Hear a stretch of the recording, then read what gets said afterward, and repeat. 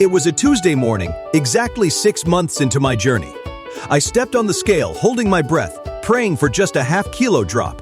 The numbers flashed, and my heart sank. It was the exact same number I had seen for the last 6 weeks. In that moment, I didn't just feel stuck. I felt defeated. I walked to the kitchen, picked up my meal prep containers, and almost threw them in the trash. I was done.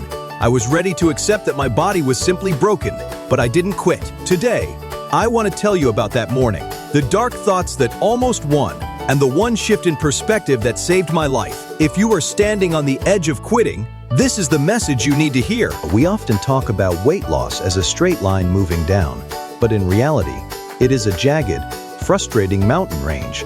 I had done everything right. I tracked every gram of protein, never missed a workout. I sacrificed social dinners and late-night snacks. And yet, the scale refused to budge. The silence of that scale felt like a personal insult. I started questioning my worth. I told myself that maybe I was not meant to be fit. I thought about all the effort I was putting in and compared it to the zero results I was seeing. This is where most people quit. We are biologically wired to want immediate feedback for our efforts. When we do not get it, our brain screams that we are wasting energy. I spent that entire Tuesday in a fog of self-pity, looking at old photos and wondering why I even bothered starting. I realized that quitting is not usually a grand, dramatic exit. It is a slow erosion of habits.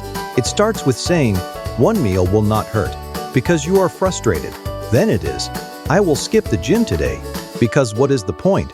Before you know it, you have drifted back to the very place that made you unhappy. That afternoon, I sat down and forced myself to write a list of why I wanted to quit. The list was short.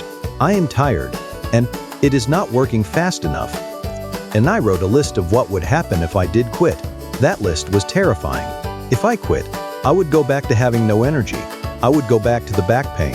I would go back to the person who was afraid to be in photos. I realized that the pain of staying the same was much greater than the pain of a stagnant scale. I understood that a plateau is not a wall. It is a test of your resolve. It is the universe asking, do you really want this? Or were you just interested in the easy part? I decided to make a radical change, but not to my diet. I changed my metric of success. I locked my scale in the garage. I told myself that for the next 30 days, my weight did not exist. Instead, I focused on power wins. Did I hit my protein goal? Win. Did I lift 5 kilos more than last week? Win. Did I sleep 8 hours? Win. By focusing on the inputs rather than the outputs, the pressure vanished. I stopped being a slave to a piece of plastic on the bathroom floor, and a strange thing happened. When I stopped stressing about the weight, my body finally relaxed. The cortisol levels dropped. 2 weeks later, when I finally checked, I had dropped 3 kilos.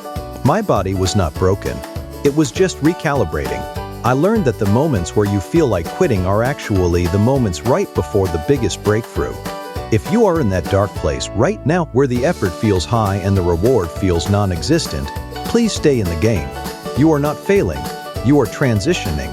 Your body is doing work behind the scenes that the scale cannot see.